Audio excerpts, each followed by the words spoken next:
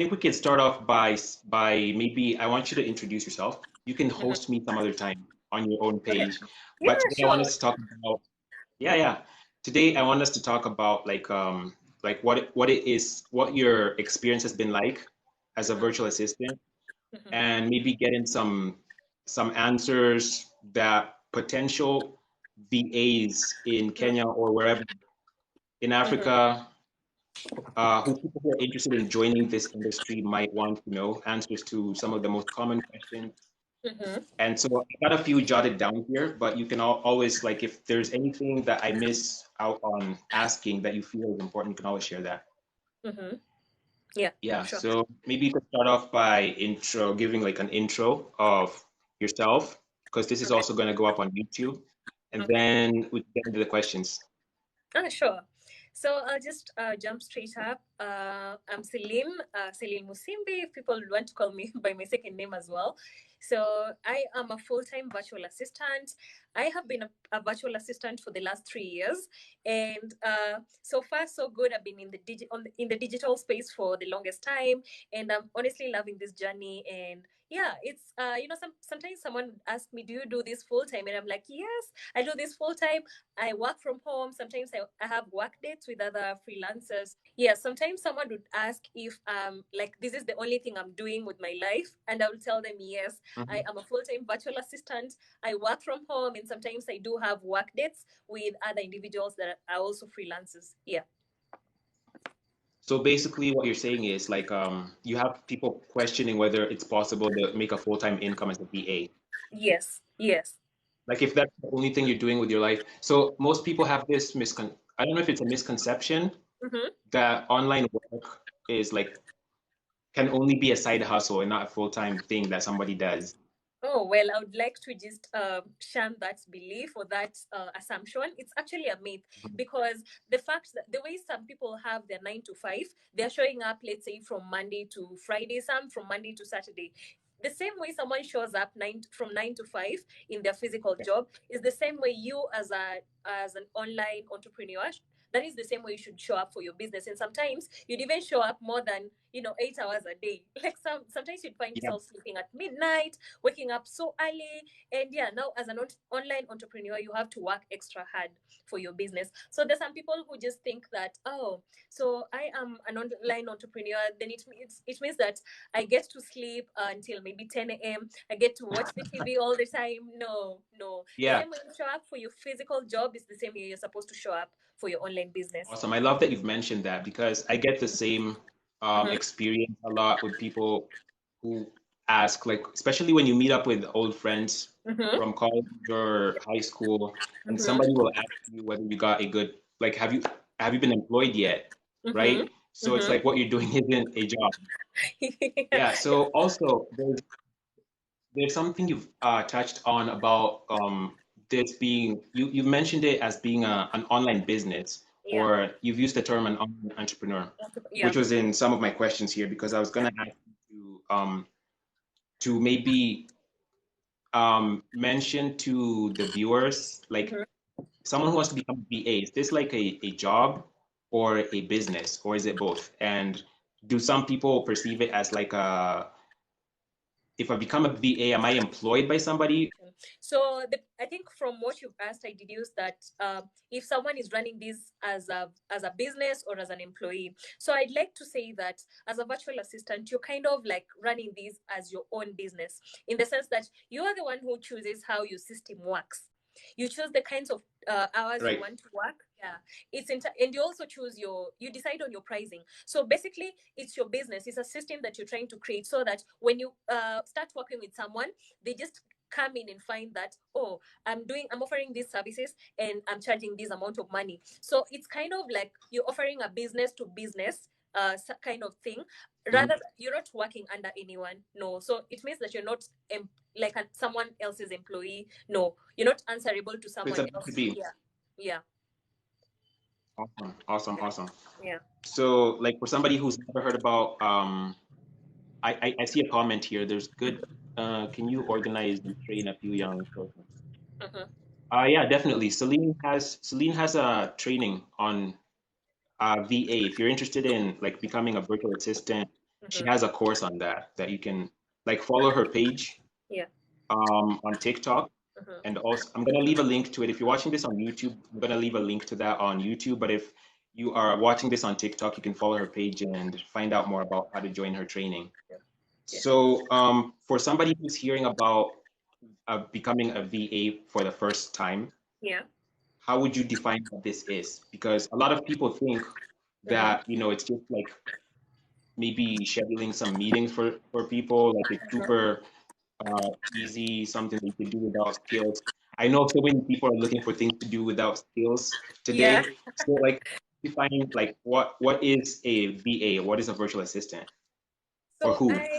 I understand that there's so many definitions of who a virtual assistant is, but I love to simplify my own definition of who a virtual assistant is. So I would say Right. that a virtual assistant is an individual. Let's say you're there as an individual and you have certain skills, and this can be, like from basic skills to complex skills. And from basics, by basic skills, I mean that as simple as, typing. If you're someone who is good with social media, it's something that is a skill, and most people always overlook that. If someone can come here and comment and leave a comment here, that's also another skill. Okay, so I believe that each and every person has a skill. Now, you as an individual, you have these skills and you have certain resources, and by resources I mean that you have your laptop, you have your internet, you have your phone. Those are some of the resources that you can start with. So you have these skills, you have the resources. Now, what you need to do as an individual is look for individuals who can pay you to be able to offer these kinds of like certain services that require your skills. I don't know if that makes Right. sense. I'm trying to summarize it into three things: Yep. skills plus resources, and then look for people who can pay you to be able to offer certain services that require your skills. I think that's the clearest definition that I've given of who a virtual assistant is. Yeah. Awesome. Yeah. That's pretty clear. So you need to have certain skills, Mm-hmm. and these skills need to be skills that you can give out to somebody online, right? Yes. Yes. And so in order to do this, you also need resources like your laptop, your phone, Internet. Yeah. and Yeah. internet access to the internet, and Mm-hmm. then figure out how to monetize that. Yeah. Exactly. Awesome. Mm. So now, somebody would ask, like, I know you might not want to dive so deep into this, but where do I get clients as a VA? Like, where do I get these people who need these skills? Okay. So the thing is that let me tell you something. As someone who's one of like I'm a business owner, yeah. Sometimes I don't always know that I need help. So if you come to me with a certain strategy and tell me, oh, you know what, Celine, I think that this graphic design should have been better in this manner. You see, you as an individual, you've already identified a problem. So let's say I Right. don't know how to solve that problem. Maybe I have someone else, or I have a machine that is automatically generating these posts for me. I would say, you know what, that's a very good idea. Are you able to do it? You see, you as an individual, you've already gone there and identified a problem that you know very well that you can solve. So me as the business owner, I have the money. I'm going to hire you. So just getting back to your question, how do I get these individuals? Remember, we are offering these services online. The only way and the most common way that you're going to get these individuals is through taking advantage of the online space. And the online space is so wide. We have various social media platforms, and we have even TikTok, Instagram, Facebook, nowadays on Twitter, I think, and LinkedIn as well. So you have various Right. places where you can get your clients. And there are people who can get their clients through various third-party apps, such as Fiverr and Upwork. So whatever works for them. And I believe that you being a virtual assistant, it means that you're so familiar and you want to embrace the online space. And that is how you're going to use the social media pages and the social media platforms to your advantage to be able to monetize what you do have. Yeah. All right, cool. So basically, you're saying that someone has to be proactive, right? Exactly. Exactly. So you don't just like say, all right, today you decide today I'm gonna become a VA and then sit there and wait for people to start hiring you. Oh, no, no, no. If you do that, if you sit and wait, you're going to wait until you die. And you're going to No, give up because, yeah. I'm asking that because, the mindset of so many people, especially like in Kenya and Africa, Yeah. a lot of people feel like once they've learned a skill, Mm-hmm. that skill should be able to make them money on autopilot without them doing anything. So I Ooh. want you as VA to tell them like if you're gonna get into this, you have to understand that you need to be proactive. Like you got to understand how to pitch Yeah. to clients, right? Yeah. Yeah. How Yeah. to articulate what you could do for them. Probably have a portfolio of some sort, not just say, "Oh, I could do this for you," but there's nowhere where you've done it. They don't see how you can, prove that you could do it for them. Yeah, Yeah. so proactivity is like a big part of it. Yeah, so that is actually a very important issue that you've actually raised, because you'd find that maybe someone gets information somewhere, and yes, they do have these skills, but they're not doing their part. And that is why you'd find that as someone who offers a course, I've had these incidents where someone calls me and asks me, am I guaranteed that I'm going to get clients and a lot of money after taking this course? And I'm like, you see, I'm giving you info. I have done my part by giving you the info. Now, the guarantee, that one I can't say, because the guarantee is on your hands. The thing is that, what are you going to do with this info that I've given you? That is the big Exactly. question.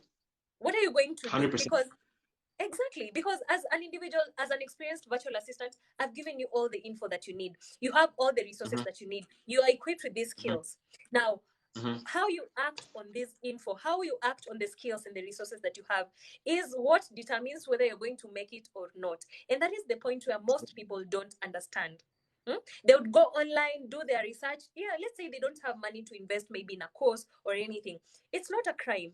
But you've gone online, you've got that info, and then you're sitting on it. You're not doing your part, and you're there complaining that, this info is not working for me. These people lied to me. No, you're the one lying to yourself, because you're not doing your part.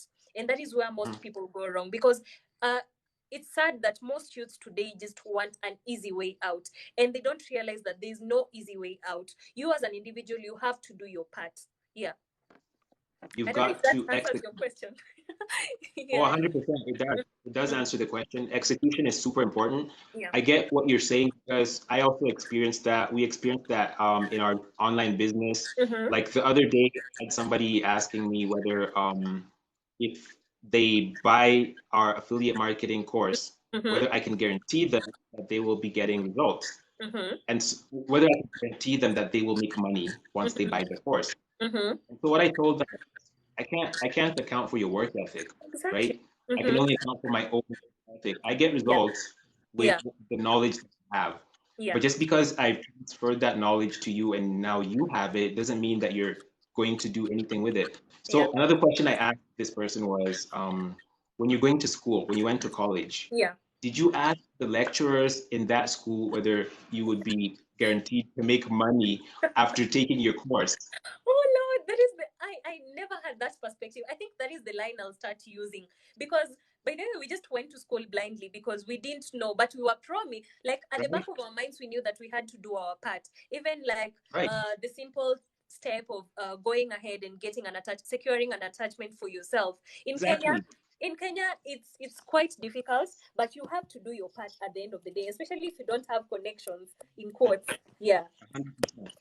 Yeah. Yeah, so I was just telling this person, you did not go to college and ask whether you were going to make money after that. You went there to learn a skill that Exactly. you knew after having this skill, I'm going to have value that Yeah. I could then share out there in the job market, right? Yeah. And so this brings in something else. Like when people complain of not having jobs after, going to college, Yeah. it's not necessarily that college is a scam. I think it's because like people's mindsets are the scam, Yeah. if that makes sense. Exactly. You It don't makes sense. understand that you don't understand that college was supposed to equip you with a skill, and now it's your turn to turn that skill to money, right? Yes. So the problem that most people face is they want they think that once they've paid the money, then there's a magic wand that automatically starts pouring more money into their bank accounts, which is some weird fallacy. I don't even know how that mindset works. And I'm a psychologist. I'm still trying to figure it out myself. No, you should be having the answers, because we need answers to this. But it's just unfortunate, because most people have. I think it depends. It really depends on people's mindset, because nowadays people are always like, not even it's not a trend that just started recently. It's a trend that has been there, and unfortunately, it's been among Kenyans, especially the Kenyan youth, because I would say, yeah, the Kenyan youths, because they're the ones who really understand how technology has changed over the years. So you'd find Yeah. that someone has the mentality of they get rich quick. It's a get rich quick mentality. It means that whatever I do, like today, if I start this, I'm going to be a millionaire. Like I'm starting this today, by Friday, I'm going to be a millionaire. But it doesn't work that way. Yeah, it doesn't Yeah. work that I way at think all. this might be an unpopular opinion, but personally, I think people are lazy. For me, I usually like if I have to advise somebody, I would give them like I tell them pick one, just pick one thing. Either decide to not pursue Mm-hmm. your your goals, just give up completely and then Mm-hmm. relax.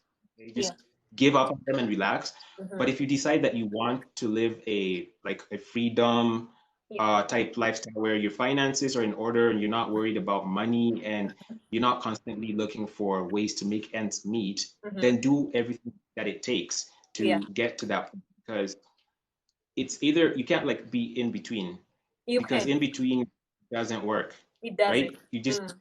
you'd rather give up on that thing completely or go all in. Yeah.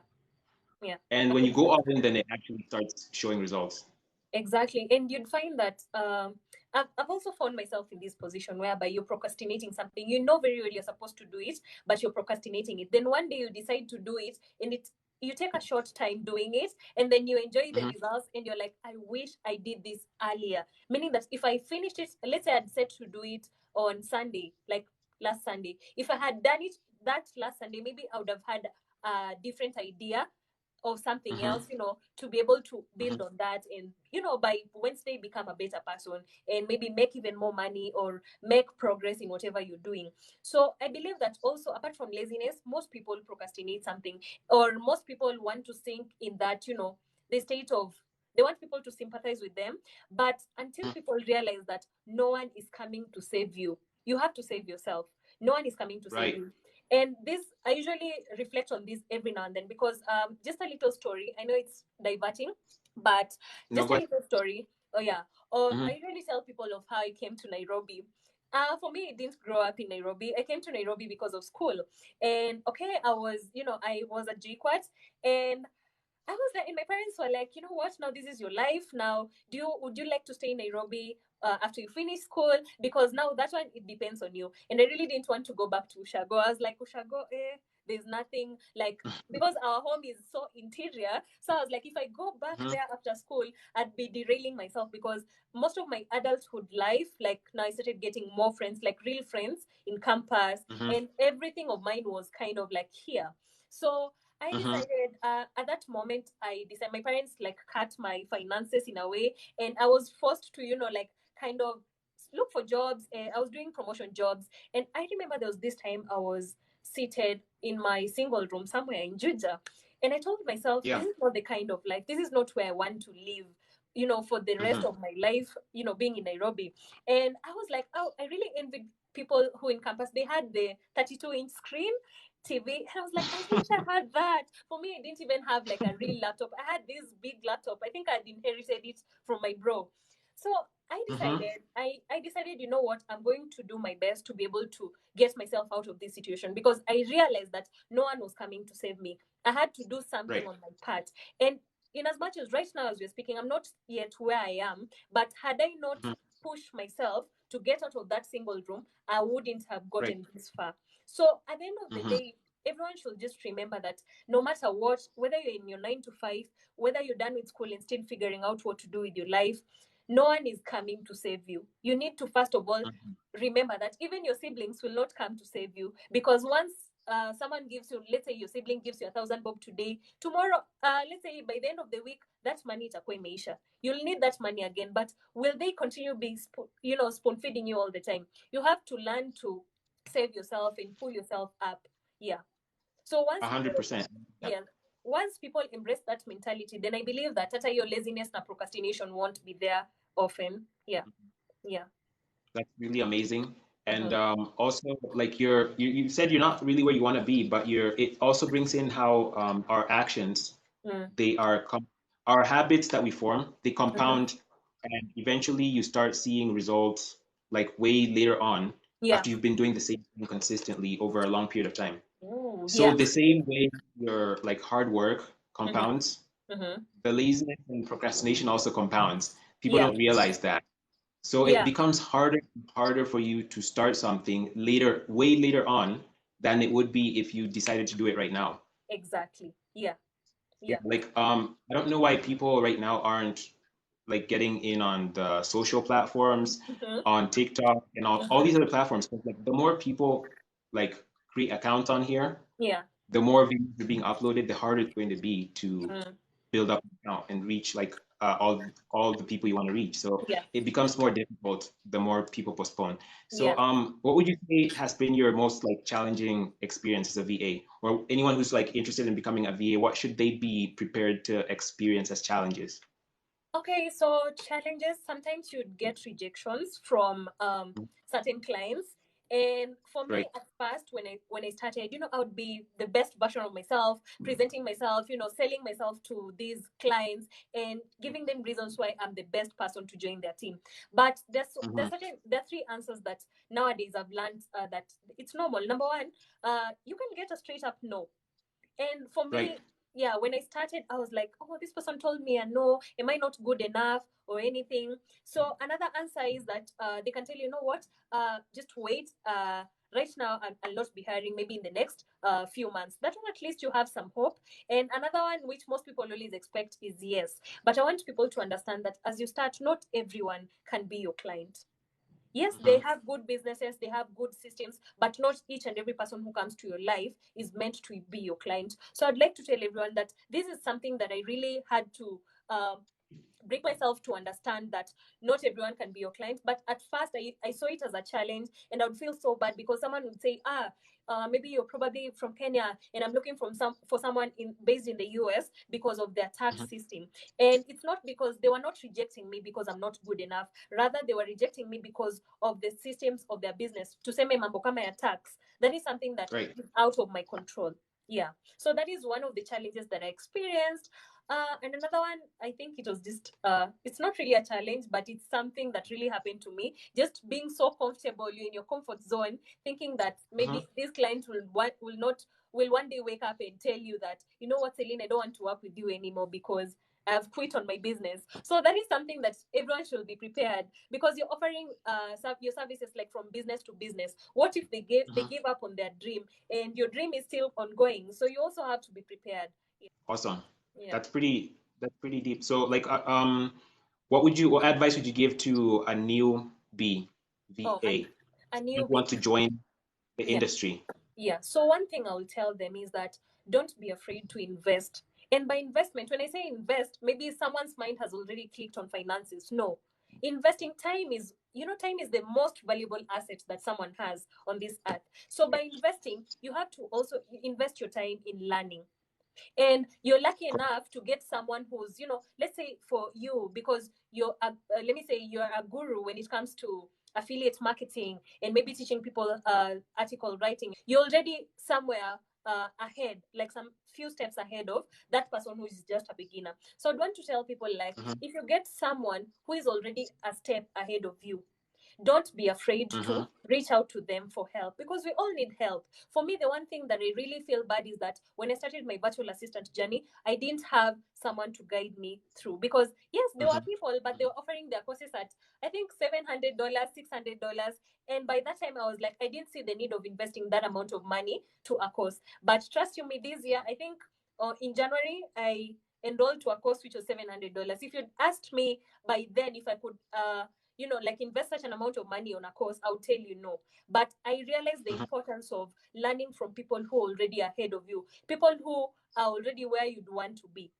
Yeah. And sometimes this info doesn't come for free. This info comes with you investing your finances and your time to learn. So I'd want to tell everyone, if you're there and you're a newbie and you really want to enter into this world of virtual assisting, don't be afraid to invest your time and your finances in learning from the people who are already ahead of you. To be honest, had I found someone who would, like hold my hand and mentor me and tell me straight up what I need to do or what I need to have before looking for clients, I'd be better placed. I think I'll be far much ahead. But for me, I didn't have that. Yeah. So investing in this course, in this training from an expert made it possible for you to like get into this industry much faster Yeah. and It figure things out.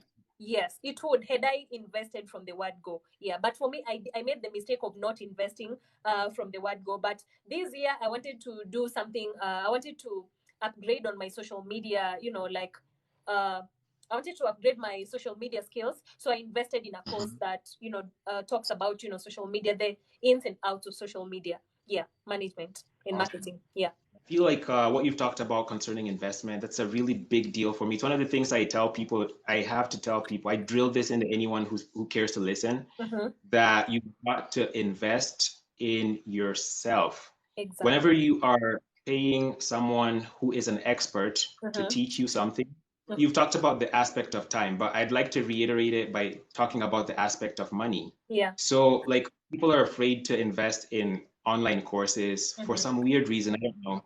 But I think when somebody isn't ready to, like when somebody approaches you and they want to buy, they want you to give them this valuable information that's going to make them money for free. What I try to tell people is like, is that if you're trying to get something for free, you basically feel like you aren't valuable, right? Because you invest in what you think is valuable. And so if you're trying to get something, information or whatever for free, then either you don't value yourself, because you know the information that you're getting from this person, or you're contacting them, hey, I need you to help me with this. You would never approach somebody if you don't think that they have value to offer you, right? Yeah. So it comes from the place where this person, they don't think they're valuable enough. And so the mindset perspective of it is super important. Somebody has to first believe they are valuable enough to invest in. Yeah. And then they can, go past that barrier of spending money, spending time, because even time, no one's going to invest time in themselves if they don't feel like they're valuable enough. And if you don't have the right mindset, then you won't be able to charge your clients the right amount of money, right? Like there's people who come to me asking, why am I selling a course? Like, why can't they get this stuff for free? And so my question to them is always, all right, so I give you this skill. Are you going to go and give it to people for free? How are you going to get paid? Is that how you want the system to work? And then they get stuck. They don't have anything to say. So somebody has to understand that they're investing in getting value first. Yeah. And it helps them like also shape their personal brand, because I believe as a VA, that's a big deal. Your personal brand plays a huge role in how clients perceive you, right? Online. Yes. So maybe like as if there's anything you want to mention so that we keep it a little bit short, if there's like a parting shot for anyone who's interested. I know that you have a training for this. If you want to talk a little bit about what you offer in your training, your VA training, and how people can access that. Okay, so I kind of, I crafted that course from my personal experiences. So that course is kind of like dear to me. And right now I've successfully automated it. And, everyone can learn at their own pace. And that is a good thing because not everyone has the same pace when it comes to learning. So the number one thing that I talk about my course, I just introduce them to the world of virtual assisting. I have 3 modules. So in module 1, you get to understand who a virtual assistant is, and you get to also evaluate your skills, and you get to understand the kinds of entrepreneurs that you can offer your services to. Then in module 2, I also touch on very important aspects like the things you need to have before looking for clients, because you're just not going to clients and telling them, you know what, I'm a virtual assistant and I can do it. What shows you can do the tasks? Okay, so once I teach people how to do that, in module 3 I teach them on how to approach their clients, where to get these clients, and also, like give them a bigger picture of the how is it called? The money aspect of the business.